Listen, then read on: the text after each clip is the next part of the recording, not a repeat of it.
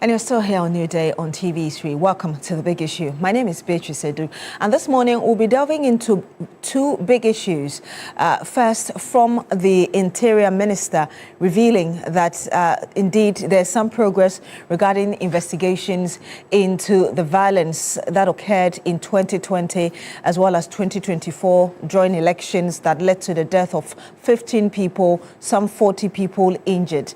And this comes as some sort of refreshing news to many, because from 2020, a lot of Ghanaians were stunned when 8 people died, and eventually 2024, 6 people dying as well, and a lot of people calling for investigations into those incidences that led to the death of individuals, and indeed the need for the country to prosecute the individuals behind the crimes. And so we'll be delving into that now that we have some information regarding the progress into this probe. And of course, we'll also be looking into that revelation coming from CHRAJ indicting the former Commissioner General of the Ghana Revenue Authority, alleged to have cost about 9 million Ghana cedis to be for the state, against the state, because he led some breaches that led the state to lose some 9 million Ghana cedis. We'll be going into that as well, and we'll be introducing our guest very shortly on The Big Issue. But let's listen to the Interior Minister, Mohamed Muntaka Mubarak, who gave us the details of investigation, the progress of investigation so far into the violence in 2020 and 2024. The Special Investigation Task Force identified 12 cases that took place during the 2020 and 2024 general election. These cases had resulted in 15 deaths across the country, and well over 40 individuals got injured. Some procedural actions were overlooked. There were instances of clear breaches of discipline. The investigation established that 3 of the cases resulting in 4 deaths are traceable to the use of firearms by armed police patrol teams. Military personnel were also found to be responsible for 3 of the cases resulting in the death of 3 persons. Investigation further established that 4 of the cases, which resulted in 5 deaths, were recorded when party enthusiastic supporters resorted to the use of firearms against their opponent. The 2 other cases involved persons who were lynched during confrontation between supporters of the 2 major parties. The use of firearms by security personnel was not done under the command of a senior officer who could have ensured that appropriate rules of engagement were observed. Security personnel, especially the police patrol teams at the collation center, fired indiscriminately, and in some cases, they directed fire at the escaping crowd. Police should receive orientation and desist from using lethal force in crowd control situations. The use of armed military personnel for crowd control duties accounted for the incident that led to the death of 1 person and injured 4 others. The use of military in crowd control activity should cease. 21 suspects have been identified through witness interview, scene visit, reconstruction of crime and crime scene, and forensic and ballistic examination of material of evidence relevant to the cases. 11 new dockets have been built on the cases. 4 of the identified suspects have been arrested and admitted to police inquiry bills to facilitate further investigation and to trace their accomplices. 5 other identified suspects have been remanded in prison custody. Warrants of arrest have been procured to facilitate the arrest of some of the identified suspects who are. And you just watched right there the Interior Minister, Mohamed Muntaka Mubarak. I was also telling you earlier that the former boss of GRA, Reverend Amisha Dai, has also been indicted. He's alleged to have cost 9 million cedis, financial loss to the state. And let me tell you some of the details coming from that report from CHRAJ. The commission found that GRA used single source mode of procurement. And so he's actually accused of procurement breaches, and also companies did not possess requisite competence to carry out contract of such magnitude.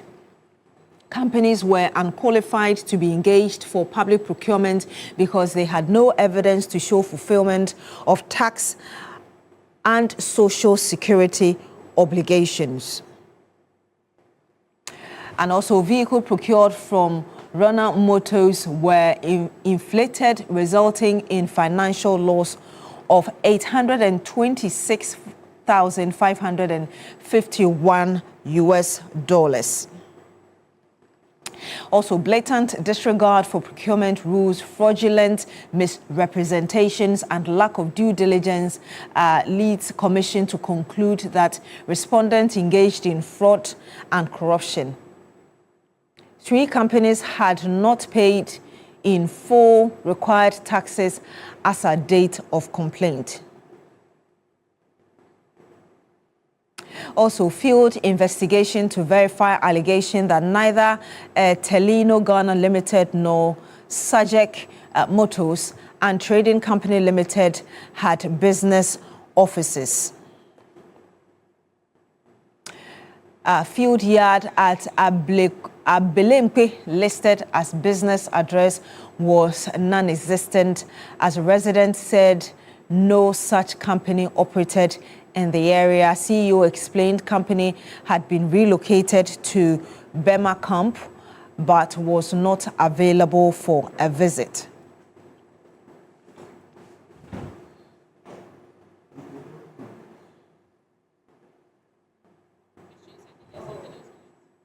Also, Google Map tracking of listed address led investigators to an uncompleted building. CEO said the uncompleted building will serve as a showroom. He also told investigators that he was unavailable to lead them to corporate office at Abelempe. CEO's lawyers repeated the same information. Also, listed office location could not be traced. MD said rent for the office location had expired and that he was in the process of finding a new office space.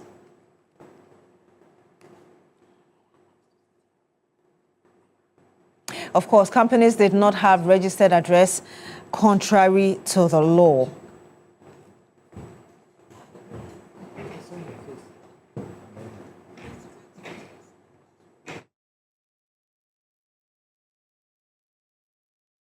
And just to let you know that this came about because there was an individual with a civil society organization that decided to file that complaint as CHRAJ, I believe 2022, which led to that probe. And also to remind you that this information that I just read to you is contained in a 157-page decision by the Commission on Human Rights and Administrative Justice, signed by the Commissioner, Dr. Joseph Wetao, on the 28th of October 2025. And also the report concluded that Dr. Usuamwa presided over, that's Reverend Amishadai, presided over fraudulent and irregular contract awards to 3 companies. I just named them to you: Runner Motors Ghana Limited, Telino Ghana Limited, and CHRAJ Motors and Trading Company Limited for the supply of vehicles and logistics to the GRA. Let me acknowledge the presence of Madam Rodelyn Imorayana, public interest advocate. Good morning to you, ma'am. It's great to have you here again. It's always great to be here.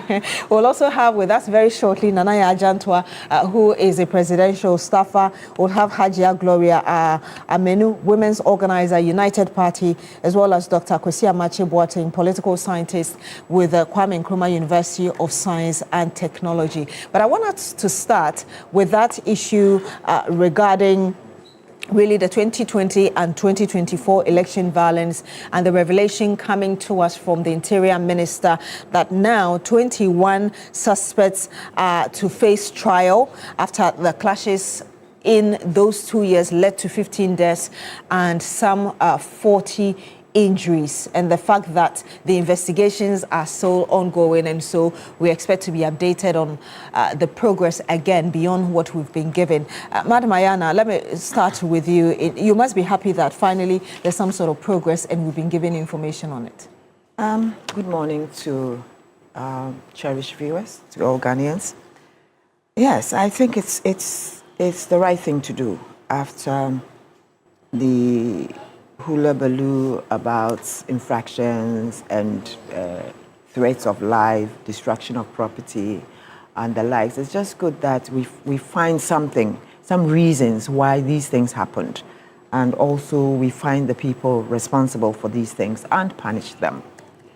I am happy that the Interior Minister has started with this particular case. But you see, the question now is, why do we even have violence during elections? Why should we? I mean, this is supposed to be a process to elect a leader or to elect leaders. And we're supposed to just go there, do our bit, say whatever we think we can do, and then leave the place. There's no need for violence. There shouldn't be that need at all for violence. And we should continue to tell supporters, or political parties must educate their supporters that elections are processes that are supposed to be peaceful, where everyone would feel free to go in there, tell the people what you want to do or what you think you can do for them, and then at the end of the day, just leave. And that's all it's supposed to be. But when we start having violence, then it means that there is something wrong. And the bit that also got me, and I was happy about that too, that the security agencies that had always gone to keep the peace apparently were also caught up. Indeed. And for me, that was good to know, that at least we're beginning to let them know that professionalism is the key when you go to such places. You cannot go to a place with live bullets, and without any provocation. Sometimes you start firing into innocent people, bystanders, and the likes of it. And also the fact that these people have been found and they're going to face the law. That, for me, it's a welcome call for all of us. That, yes, we can sometimes hold those in uniform responsible. But then I was a bit sad because I think at one of the places, a military officer was supposed to have also killed someone. Yes. And they're saying that they cannot identify the person. For me, that is a big lapse within the military setup, because I know that everywhere that one military person goes, there must be some form of movement check. You just don't get military men walking into a place themselves, especially when it's an election period. You just can't just get up and then decide that I'm going to this place. You must have been sent there by some authority. So to say that you cannot identify that person, I think that is not true. You think he's being shielded? I think he's being shielded.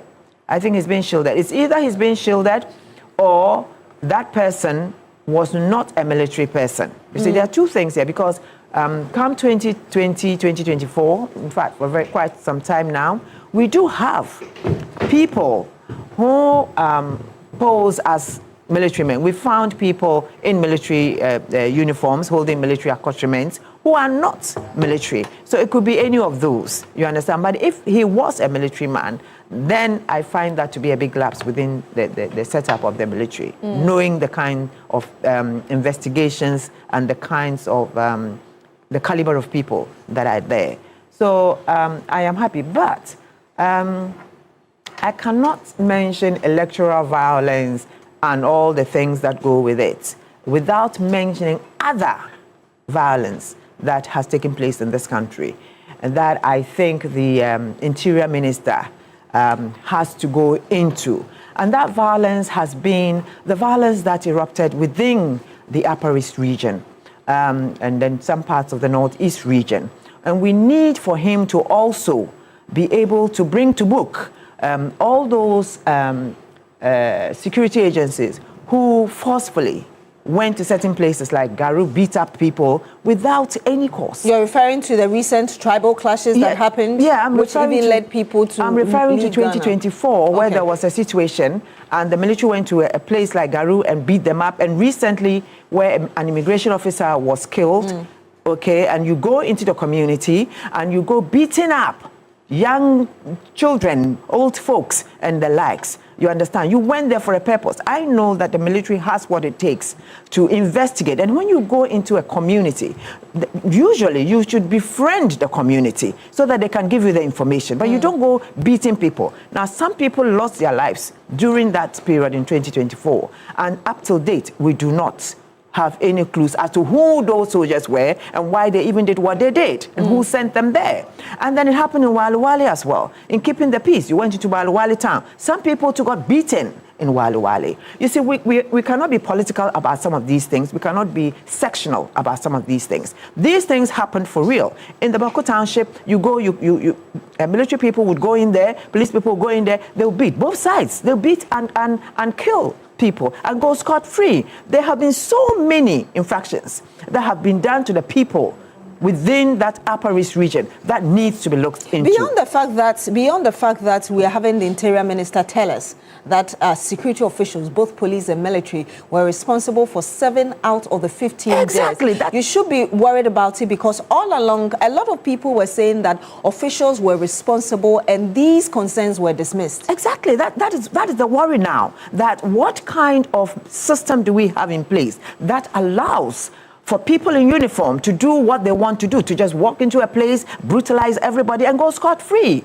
You understand? They are not above the law. And I expect that going forward, the Minister of Interior will go out throughout and make sure that everywhere in this country, I can't name them this morning, but there have been so many places that we have had this kind of, brutalities. And you ask yourself, I mean, since when did the army become so sadistic to the extent that you go into a place and you beat up everybody, just because maybe some infraction had been done against you? So I'm seeing this as a plus for the Interior Minister. I'll encourage him to go out there and still fish out people, and let's deal with this now, so that in 2028 we wouldn't have, or going forward even after 2028, we will not have such problems.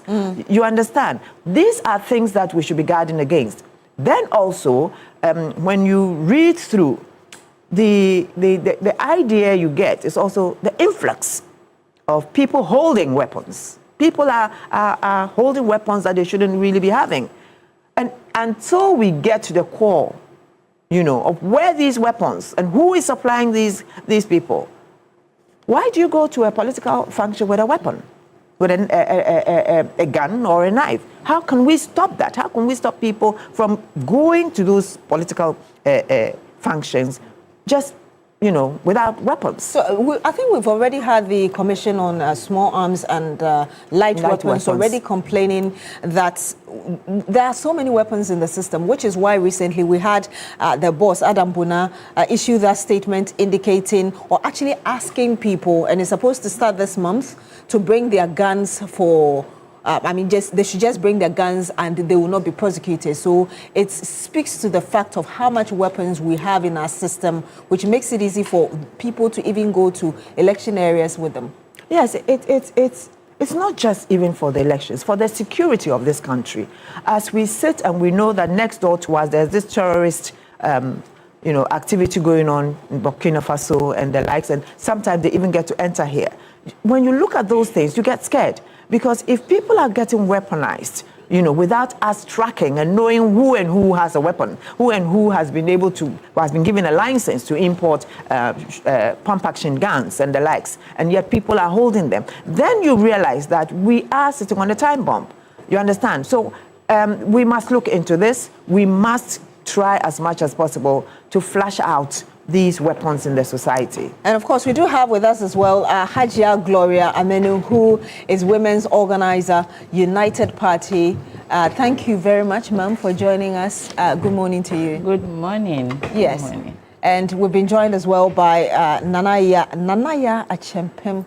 Let me add that one. Jantwa, presidential staff. Good morning to you as well, ma'am. It's great to have you. Are you now selling here?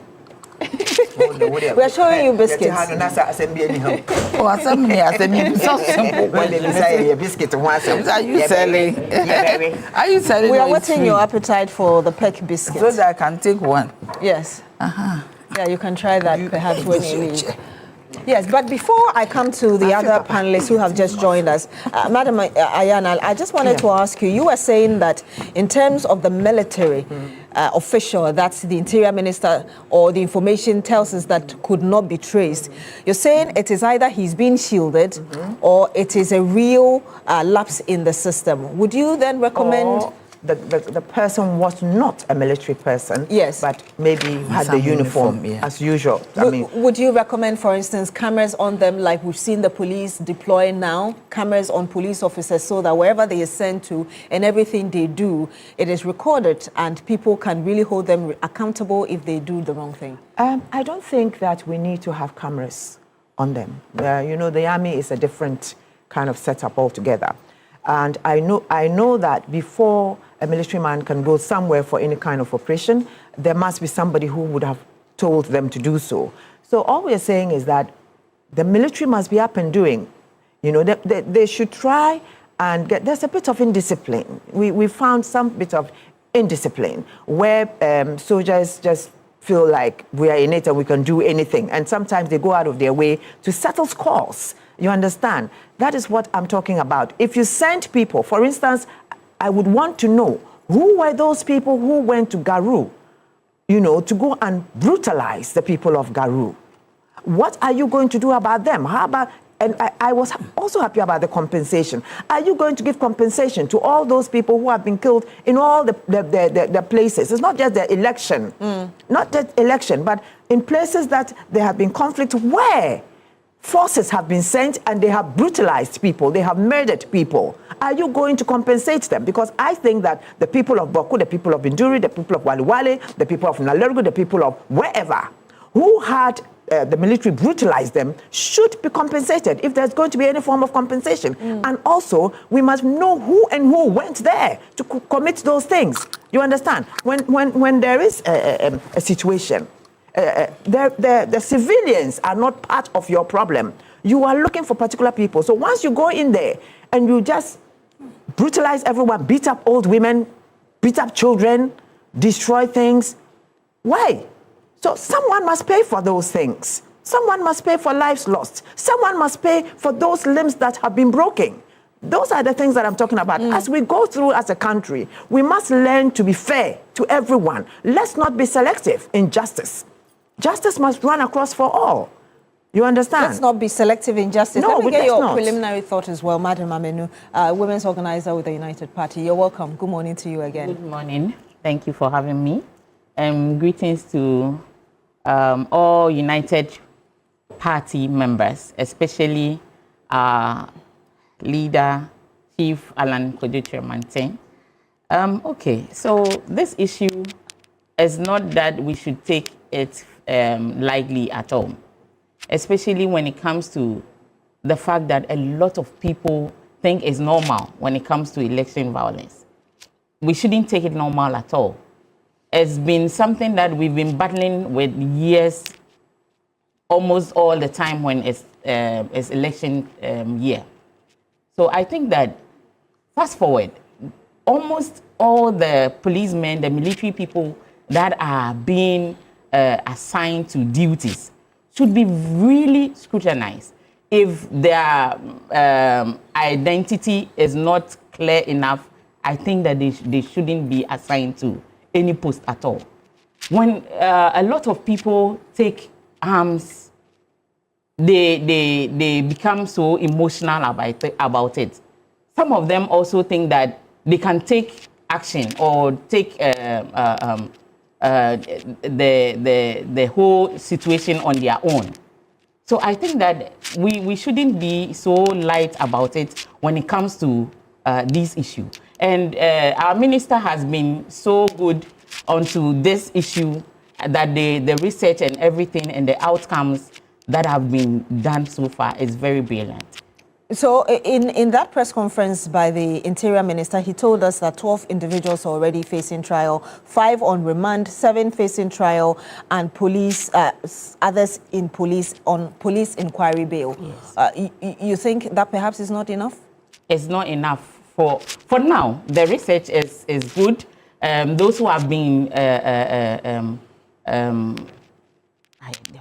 who have been indicted have been the process is being good, is ongoing, and it's not just enough for us as Ghanaians. But if we get the right breakdown, those who are now being trialed will be sentenced. We'll get the everything has to be clear for all of us to know. At least it will be a plus for all. Let me come to you, Nanaya. You're welcome. Thank you.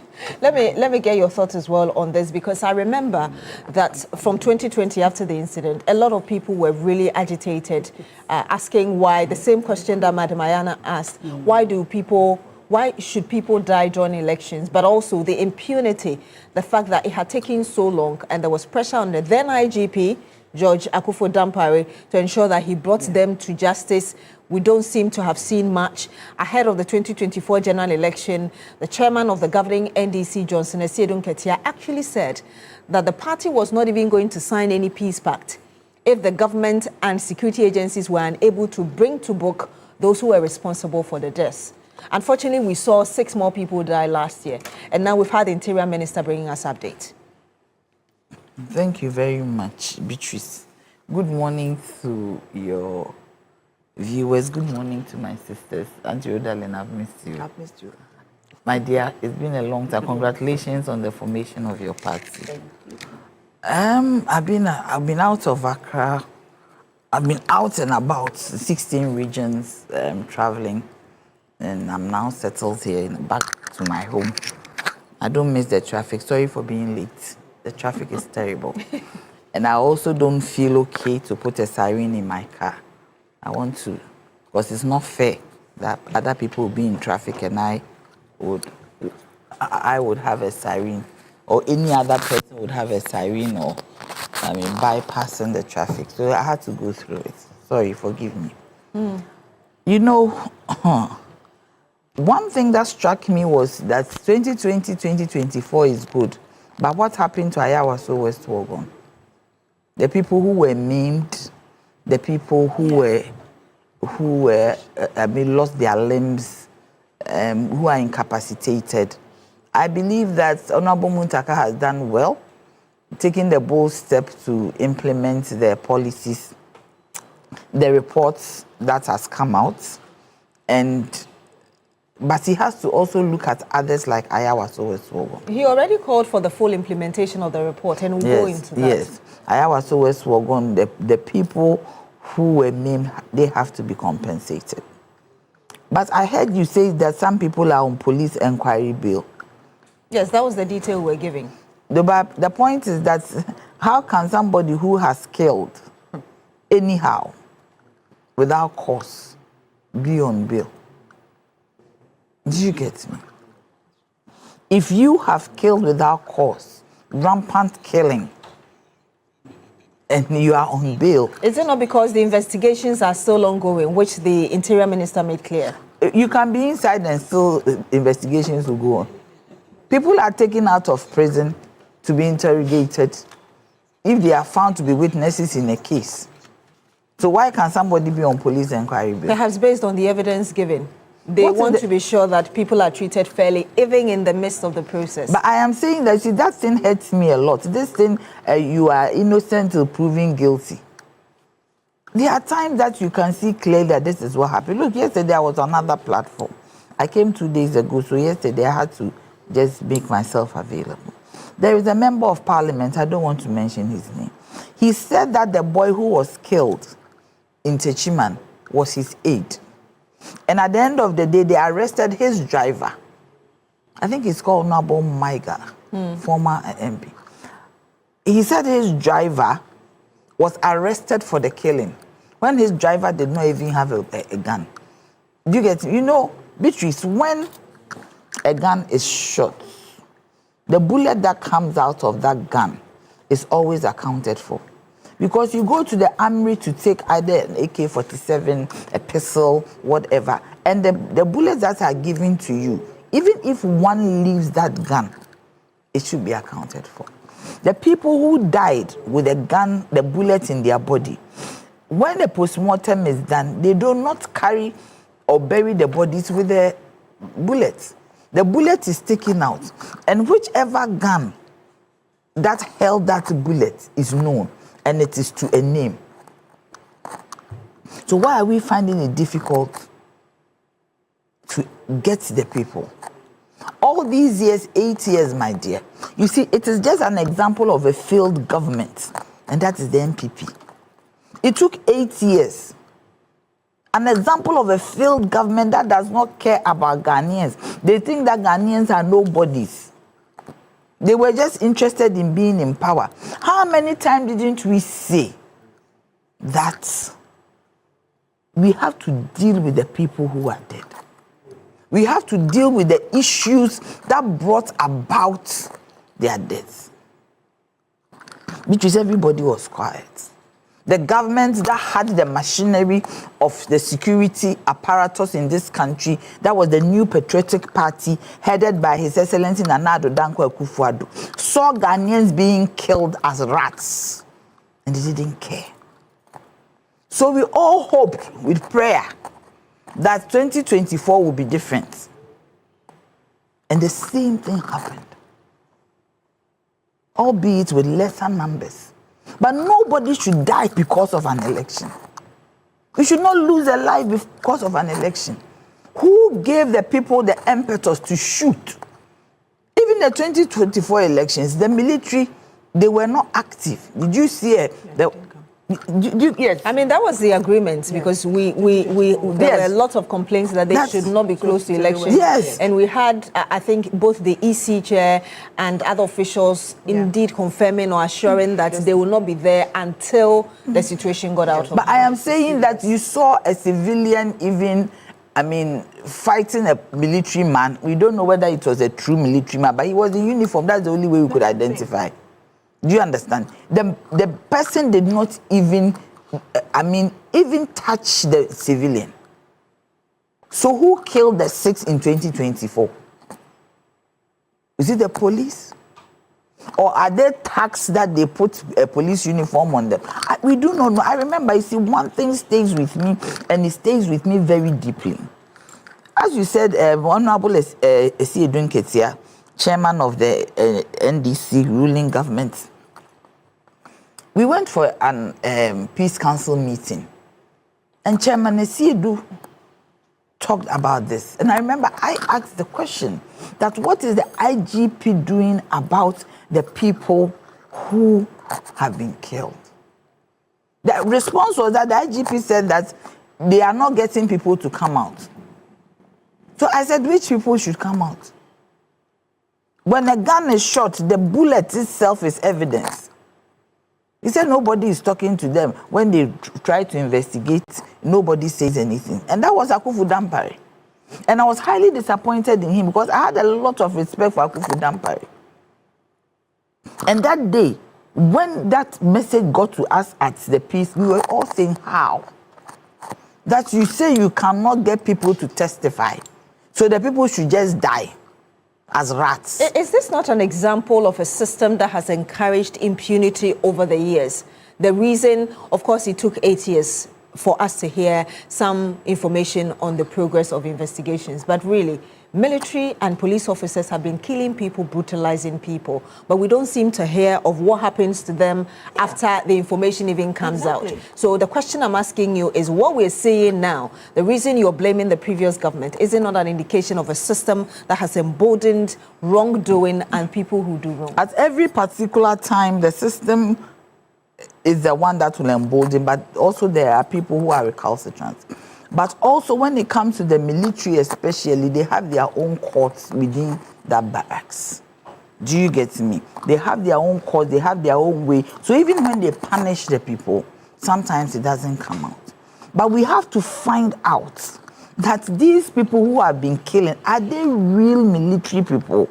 Or they are just some vigilantes that are an appendage or an arm of parties? This one has been established. Military and police uniforms. Yes, the military and police uniforms. Are they just maybe a wing or some vigilante group or some group that is not really police and military? Because at the end of the day, when these people are killed, as you said, you cannot even identify a certain military person who did it. We see, during elections, we see the military, we see the police. But if we are putting so much on military and police, 2024 is an example where the military was not involved. People were not allowed to even take guns to polling stations. So who killed whom? Is it only the military and the police? Maybe we should dig deeper to see who killed whom. The Interior Minister said the investigations are ongoing, so perhaps we'll get an update. Yes, because for me, my point of this explanation is 2024. Who killed whom? 6 people died. But you see, sometimes if we are talking about the New Patriotic Party, people say that, oh, Nana, you are being too political. 8 years, you could not find this. 8 years, bitches. You had all the it didn't even ever occur. The NPP says that at least in the by-election of January 2019, which was our Ayawaso Wogon, something that has really dominated our conversations, they at least asked Emil Short to investigate. Look at so when Emil Short investigated, what happened? Listen to these people. So because Emil Short investigated, what happened to the outcome of the investigation? Are they listening to themselves? That you investigated, and the people who were indicted, you promoted them.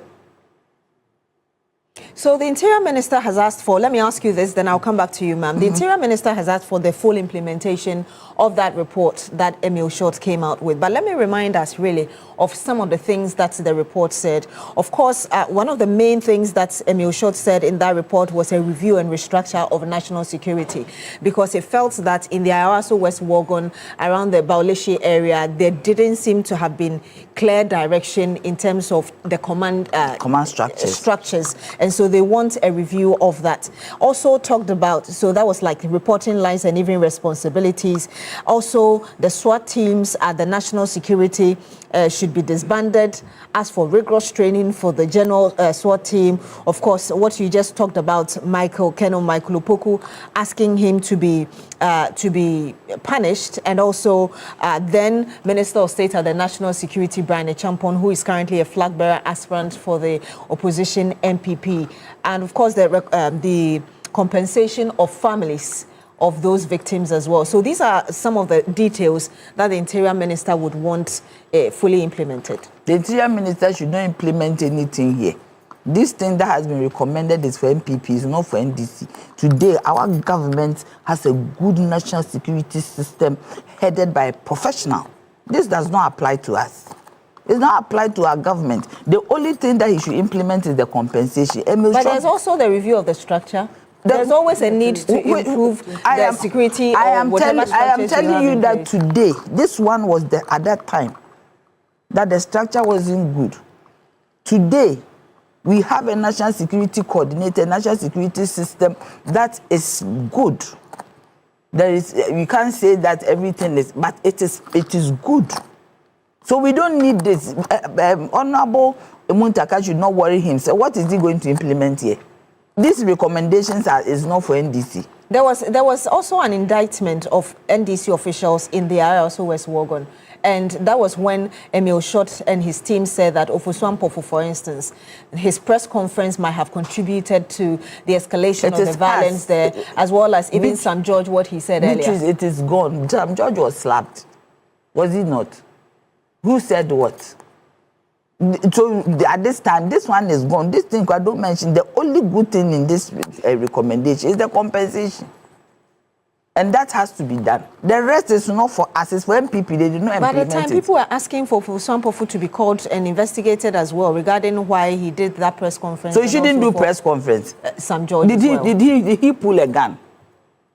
Political. But you heard what he said. He claimed that there was violence in the place, which was clear the report. So let me read a bit of what the report said. This is what I said. So let me just read it to you. It said in the morning of no, I'm just reading to you what Emil Short said in the introduction of that report. He said in the morning of Monday, 31st January 2019, barely a few hours after voting had commenced in the Ayawaso West Wogon by-election, following the death of the Honourable Member of Parliament, Emmanuel Tremantin Ejakun, the national chairman of the opposition, he was then the chairman of the opposition National Democratic Congress, Mr. Samuel Ofosu Ampofo, addressed a press conference where he alleged that the NDC parliamentary candidate and 6 party agents and accredited observers had been shot at by invisible forces who have been given national security uniforms. If you go to the end of that statement, Emil Short said in that report that what he said might have instigated, said these allegations which caused widespread national alarm and outrage led the president, okay, so he just talked about Akufo-Addo, but claiming in that introduction that it instigated that. One, the key word here is alleged. And as a chairman of a political party, if you're on the ground, nothing bars you from doing press conference. And you also get information from the ground. Your information from the ground, from the grassroots, from the people. I've been a general secretary before. I know. Auntie has been a chairman before. Your people will bring you info. Do you get me? So this one, you see, how can Emil Short write a report without bringing in NDC? The MPP will not be happy. So you should find some low-hanging fruit and bring it. How can you tell me that a national chairman of a party cannot do press conference when there is an election? He can do press conference. And he only speaks, Honorable Fosu Ampofu spoke based on the intelligence he got from the ground. So what you're saying is that that information was needless. That would not ignite violence. You think violence is easy?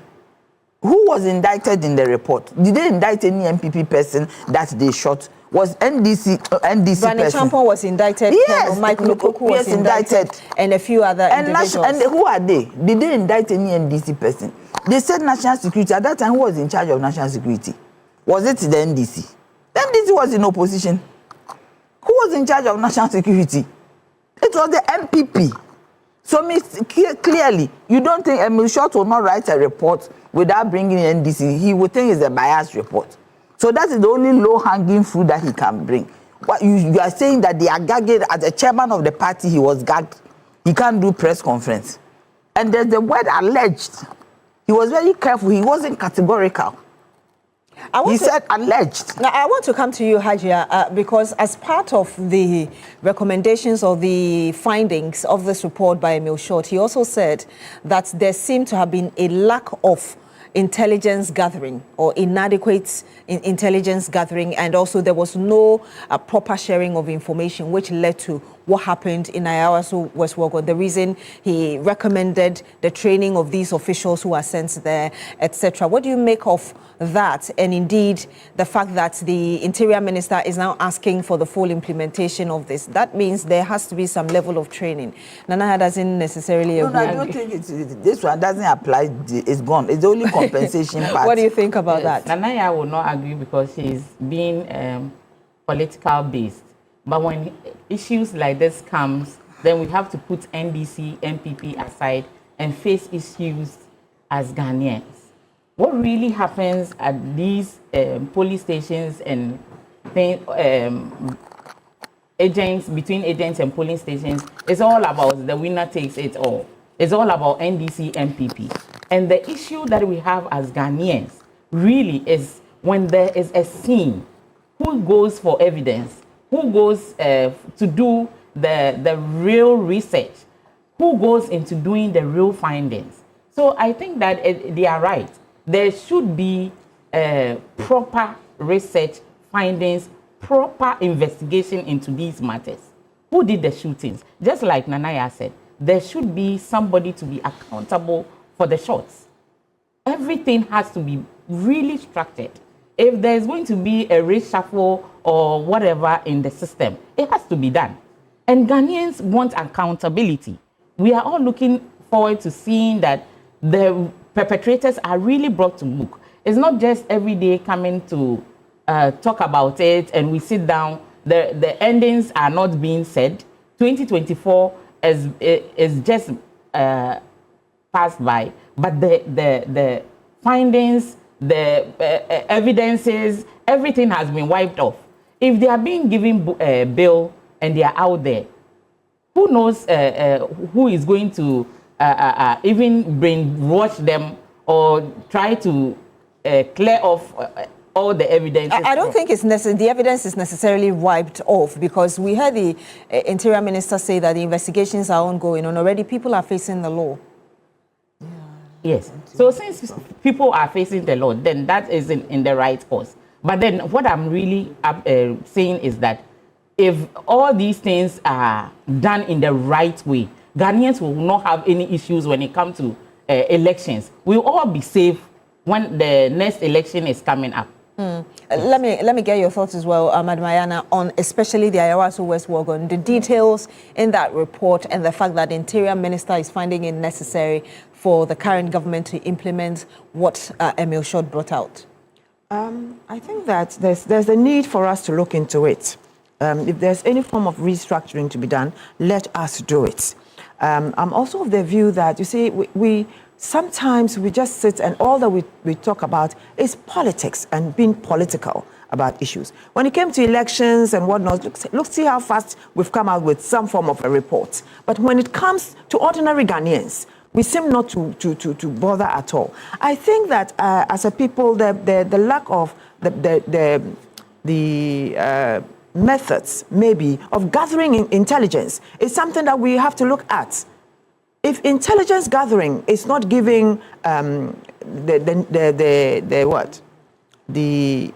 priority, right?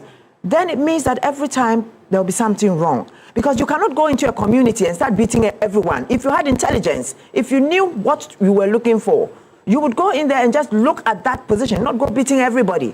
I am getting so distraught with the fact that when it comes to political issues, you know, we are quick to find solutions. But when it comes to issues concerning ordinary people, ordinary Ghanaians, then we drag our feet.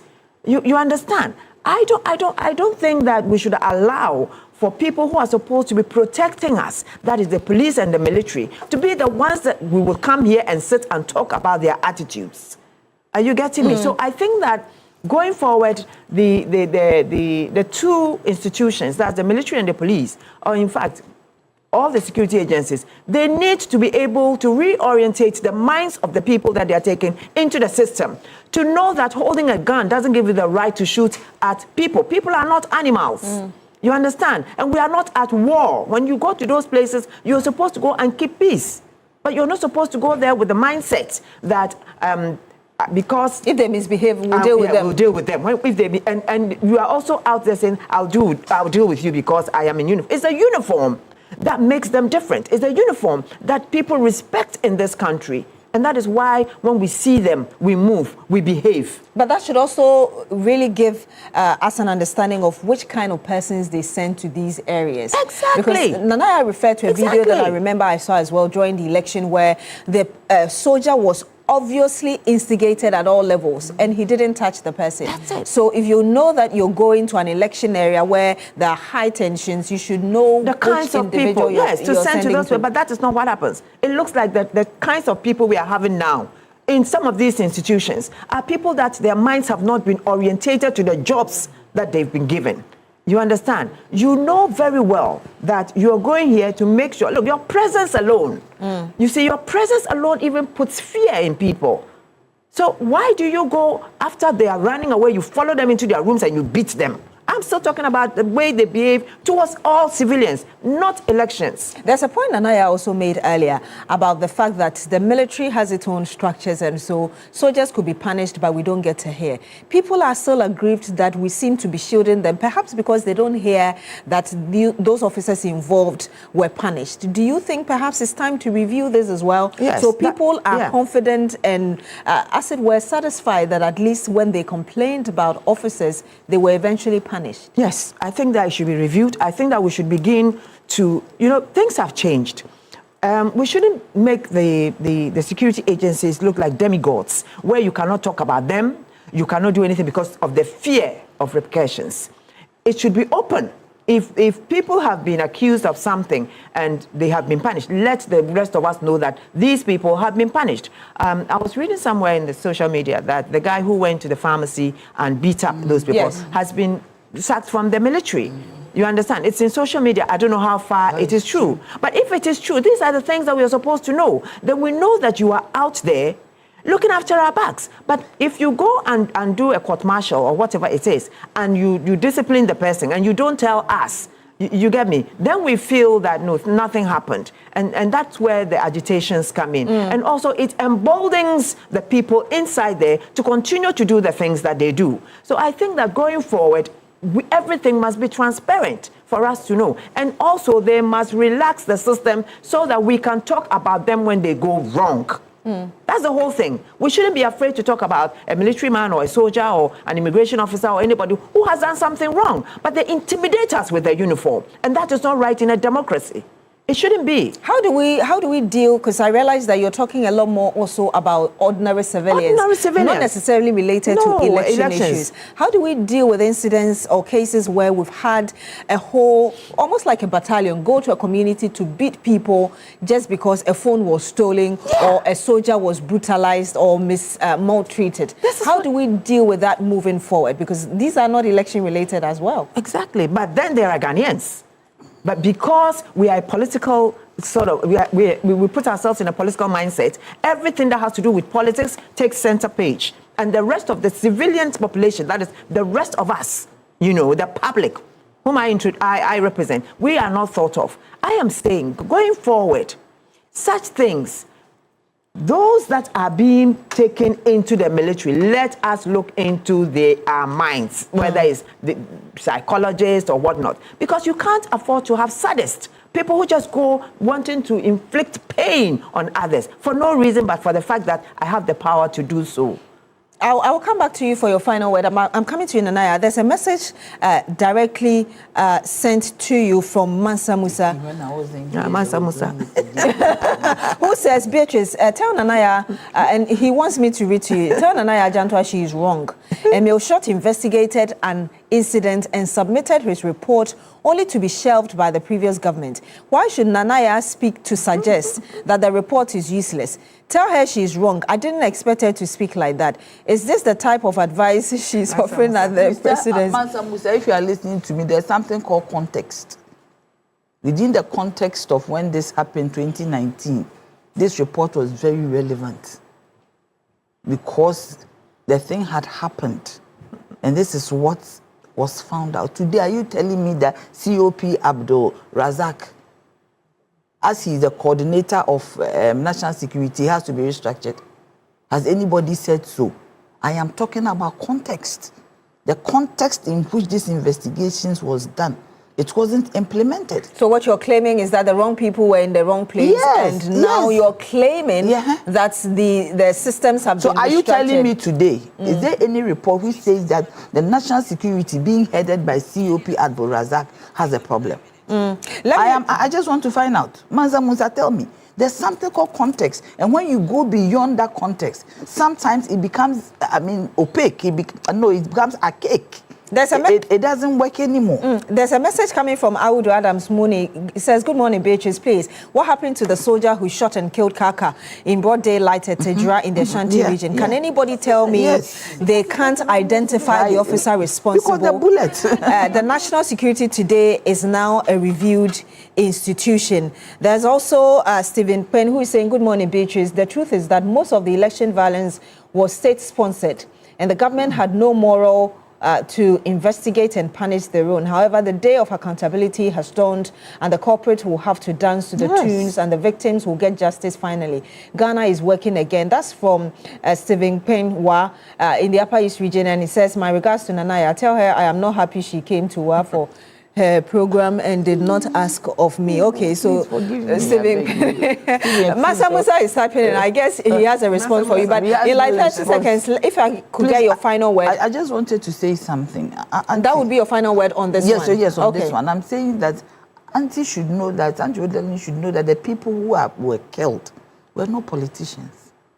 They were ordinary Ghanaians. Yeah, but that's what I'm trying to say. That's the point she's made. No, I'm saying that they are also ordinary Ghanaians. So if it's being investigated, that is why it is even painful that these people who were killed were innocent people going about their business. I hear there was one that was a 15-year-old or something like that, who is obviously not a politician. But we should also understand, before we send the military high command, before they send, as Auntie Rose Darling said, they send anybody out there, they should rid the person of brute force. There should be a system where professional. that they, because you see, Auntie, you are military, so you are military. I'm not versus, wife. Yeah, so you see, it hurts me, you know. the I've military seen better. understand the I've seen the language military of better brute than force. this. Yes. So you don't let the military come into a civilian environment without reorienting them. They go to war, they shoot. When they see an enemy, they are oriented to shoot. Brute force. Brute force. Which is why there was that recommendation that they should not even be involved No, in they should not be elections last involved. year. Involved in But let me anything. get your final words, 30 seconds No, on this. I'm just saying that, you know, we must try as much as possible to keep our security agencies professional, and we must try as much as possible to get the right people into those institutions, devoid of these political considerations, so that going forward, we will not be hearing such things. Madam. Okay, so my view is still on the accountability.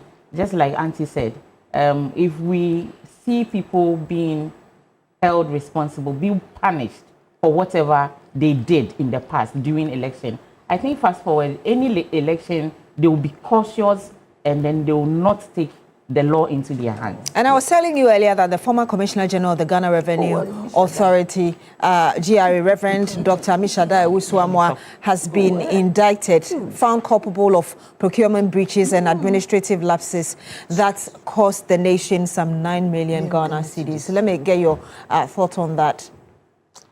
In a minute. Beatrice, you see, when the man is a reverend minister, and I heard he was going to be the senior pastor of his church, and he didn't do it, and this is where it is. Yesterday, yes, that's what I have. Reverend minister should stay and preach and leave the others to But do if you it. check his profile, he has this professional finance accounting profile. But so- you are a reverend minister. Most reverend ministers also have something. Some are doctors. That Ward Mills is a medical doctor. My pastor, Reverend Fredegwe, is a lawyer. They all have professions. But if you decide to go with God and God say, come and be my senior pastor, you don't go, there's trouble. You see, yesterday I listened to Alfred, and I was listening to the breaches. And for me, I didn't know what to say, because these are things that should not happen. There's the procurement law. It indicates the processes to go through to get somebody to procure items for you. And I'm also asking, where is the procurement officer who was at the GRA at the time? Why is he not also involved? Because that person is supposed to be a technical person who should advise the chief executive, unless that Reverend Amishadai was very stubborn and he wasn't listening. Because your procurement officers would advise you. And the breaches are not small money. And also, he is in the SML deal that he has to be prosecuted. One person, double jeopardy. CHRAJ says that he should be referred to the Attorney General. Now, a special prosecutor is also is on your head. So I do not understand what actually happened. I don't know, maybe he took too much Christianity into public service. Because I don't understand that, as you're saying, he's a finance person. How can you let this happen to you?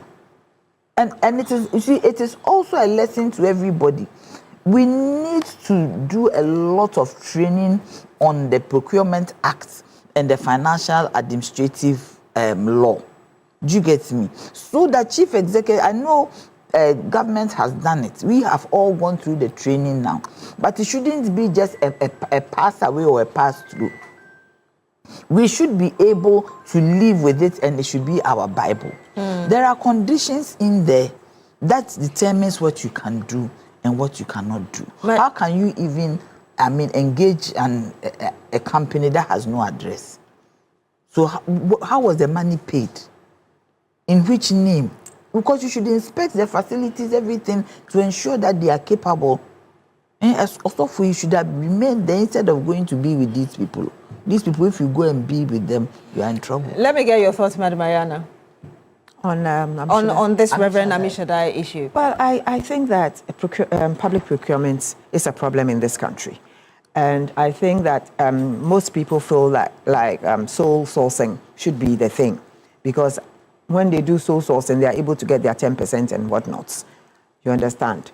But it's really disheartening to think that in this country, someone can just form a company within 1 month and get a government contract worth so many millions, and at the end of the day, after 3-4 months, when the money is paid and the goods are supposed to have been brought, you don't find the company anymore. So to think someone even had no address leading to an uncompleted building, probably that company was not even properly registered, getting this kind of procurement deal. I keep asking myself, why is it that as a country, we do have the right to set up, for instance, machine shops where our cars could be taken for repairs and whatnot, and yet we still deal with the same suppliers who, when you take your car, just for them to take a bolt out from some particular company, will charge you 1,000 Ghana cedis because you get a work card, a job, what, and you take it just next door to somewhere and they will just fix it and it's 20 cedis. Yes. You understand? It's about time we started not letting these people milk us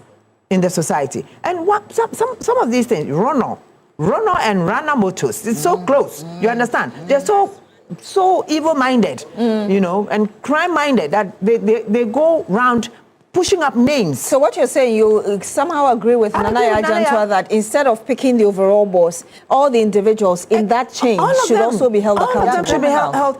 Normally we keep saying that the boss. It's not just the boss. All those around should be held responsible. Let me get your thought as well. Your final word in less than a minute. In less than a minute. Our time is up. Okay. So it's quite unfortunate. Amishada is not just a reverend, but used to be my father. I used to be at Tesano Baptist. Reverend Kojoamu was my uncle, so very related to him. It's quite. That was in the past. Then, yeah. So I used to attend Tesano Baptist. So it's quite unfortunate. Yes. This issue, just like our mothers here are talking about, is not something we should just tackle from the surface. Right from the head, the top to the security man, should be held accountable for, because it's not one person who is going to take charge of everything, but from the registration of the business when it started to who even. So even Registrar General should also be held accountable. So it's not about one person or the boss, but the chain has to be scrutinized very well, and then they have to be investigated. They have to be investigated. Yes. Thank you. Give me 1 minute, just a second. No, not 1 minute. A second. You see, 5 seconds. I want to say that the sole sourcing is in the procurement. It's actually part of what he is said to have breached. No, it is there. It is in the procurement law. So if for any reason it's being abused, why don't we just take it off? Do you get me? But number two, this procurement, everything is problematic. But there was a reason they put it there, so that there is no conflict of interest and other abuses. I'm giving me half a minute. I am saying that at the end of the day, with all these procurement issues, you realize that you even spend more. If you want to buy a car, why don't you just go to the place and buy? If you want to buy books, why don't you just go and buy? Bring a receipt. Because this procurement law, I believe it's a World Bank thing that came with one of the IMF programs. I think we have to relook at it. Everybody is falling foul of it. Everybody. Thank you very much. Because it's procurement, 1,000 you have to pay. Nanaya Achempim Jantua, presidential staffer. Thank you so much for joining us. Also to you, Madam Rodelyn Imorayana as well, public interest advocate. We are grateful you could join us this morning. And of course, we've had Hajia Gloria Menu as well, who is women's organizer, United Party. National Women's Organizer, yes. The whole. Exactly. So Thank you so much for joining us and for sharing your views with us. But Masa Musa actually came back. He said, my question is, has the recommendation by Milshot been implemented? If no, why? Tell Nanaya the crime does not expire. How can people implicated in criminal be let go scot-free because of context? Anyway, thank you so much for sending us your comments. So many comments coming through. Thank you very much for sending them to us.